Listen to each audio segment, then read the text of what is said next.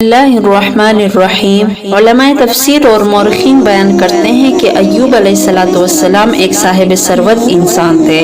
आपके पास हर किस्म का माल मौजूद था, मसलन गुलाम, जानवर, घोड़े, मवेशी वगैरह। इसके अलावा आपकी बीवियां और बहुत से बच्चे भी थे। आपसे ये सब कुछ छिन गया और आपको सख्त आजमाइश से दो चार कर दिया गया। आपने इस पर भी अल्लाह की रजा के लिए सब्र किया और दिन रात सुबह और शाम अल्लाह का जिक्र करते रहे। आजमाइश की मुद्दत तवील होती गई, हत्ता कि दोस्त यार साथ छोड़ गए और आपसे दूर दूर रहने लगे, आपसे मिलना जुलना छोड़ दिया। इस वक्त आपकी खिदमत करने के लिए सिर्फ आपकी जोजा मोहतरमा बाकी रह गई। उन्होंने आपके गुज़िश्ता एहसानात और शफकत को फरामोश ना किया, चुनांचे वो आपकी खिदमत में हाजिर हुआ करती थी और आपकी ज़रूरियात पूरी फरमाती, हत्ता कि क़ज़ाए हाजत में भी मदद देती। आहिस्ता आहिस्ता उनका माल खत्म हो गया। वो आपकी ग़िज़ा और दुआ का बंदोबस्त करने के लिए उजरत पर दूसरों के काम करने लगी। उन्होंने माल और औलाद से महरूमी पर भी सब्र किया और खावन पर आने वाली मुसीबत को बड़े सब्र से बर्दाश्त किया। कभी वो तरह तरह की नेमतों से मालामाल थी और उनका बेहद एहतराम किया जाता था। फिर तंगदस्ती आई और इन्हीं लोगों की खिदमत करना पड़ी।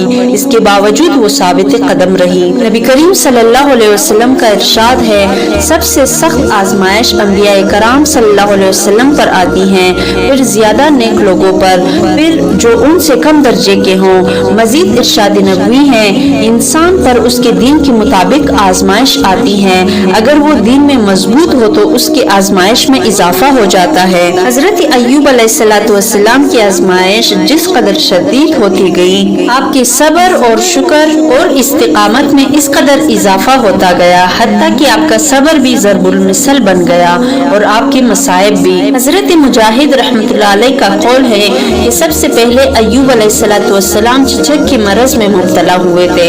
आपकी आजमाइश कितना अरसा जारी रहे, इसके बारे में उलमा से मुख्तलिफ अक़वाल मरवी हैं। हजरत वहब रहमतुल्लाह अलैह ने फरमाया कि आप पूरे 3 साल इस कैफियत में रहे, न कम न ज्यादा। हजरत क़तादा रहमतुल्लाह अलैह फरमाते हैं कि आपकी आजमाइश की मुद्दत 7 साल चंद माह थी।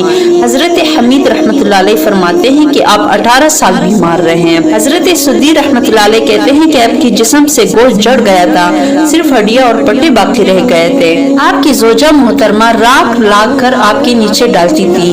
जब एक तवील अरसा इस हालत में गुजर गया तो उन्होंने अर्ज किया कि अपने रब से दुआ कीजिए कि वो आपकी मुसीबत दूर कर दे।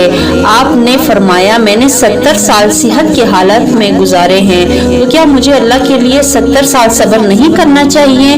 जोजा मोहतरमा ये जवाब सुनकर बहुत परेशान हुई, क्योंकि वो लोगों की खिदमत करके उसकी उजरत से अय्यूब अलैहिस्सलाम की खाने का बंदोबस्त करती थी। बहरहाल इस तरह दिन गुजरते रहे।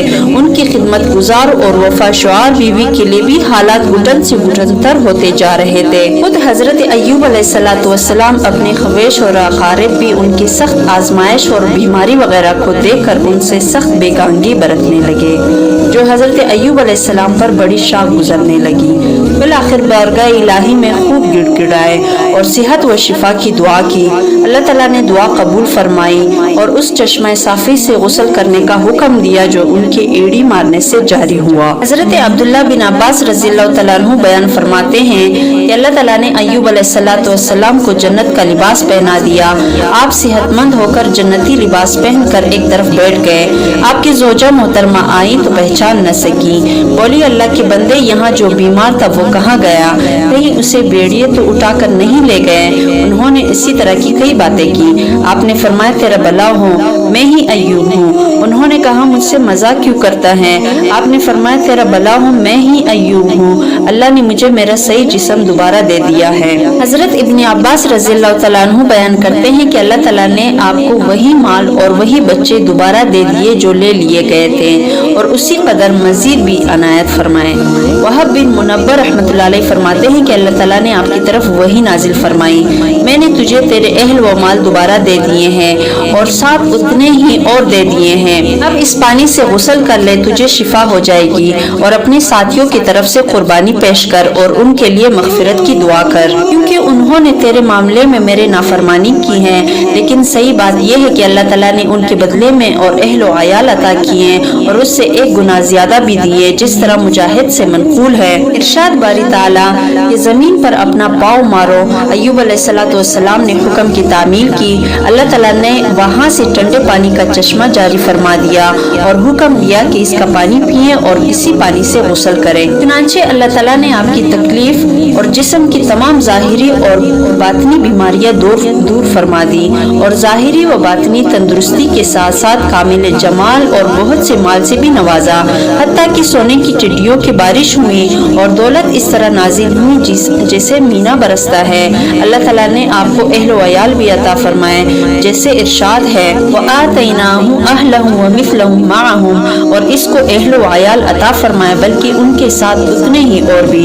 بعض علماء نے اس کا مطلب یہ بیان کیا ہے کہ وہی فوت شدہ فرزند زندہ ہو گئے، اور بعض نے کہا ہے کہ اللہ تعالیٰ نے فوت شدہ افراد کی جگہ اور اولاد دے دی اور قیامت میں پہلی اور پچھلی سب اولاد جمع ہو کر آپ کو مل جائے گی۔ رحمتہ من عندنا، اپنے خاص مہربانی سے، یعنی ہم نے آپ کی مصیبت دور کر دی اور آپ کی تکلیف ختم کر دی، یہ ہماری خاص مہربانی اور احسان تھا۔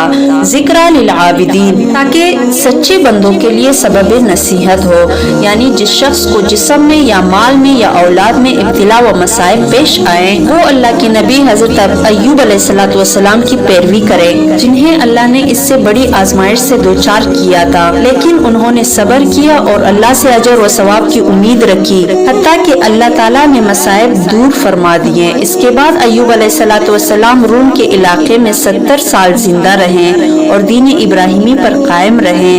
آپ کی وفات کے بعد لوگوں نے دین میں تبدیلیاں کر لی۔ امام ابن جریر اور دوسرے مورخین بیان کرتے ہیں کہ حضرت ایوب علیہ السلام کی عمر 93 سال ہوئی، بعض حضرات نے آپ کی عمر اس سے زیادہ کی ہے۔ امام لیث رحمۃ اللہ علیہ نے حضرت مجاہد سے ان کا قول روایت کیا ہے کہ قیامت کے دن اللہ تعالیٰ دولت مندوں پر حضرت سلیمان علیہ السلام کے ذریعے سے، غلاموں پر حضرت یوسف علیہ السلام کے ذریعے سے اور مصیبت زدوں پر حضرت ایوب صلی اللہ علیہ وسلم کے ذریعے سے اتمام حجت فرمائے گا۔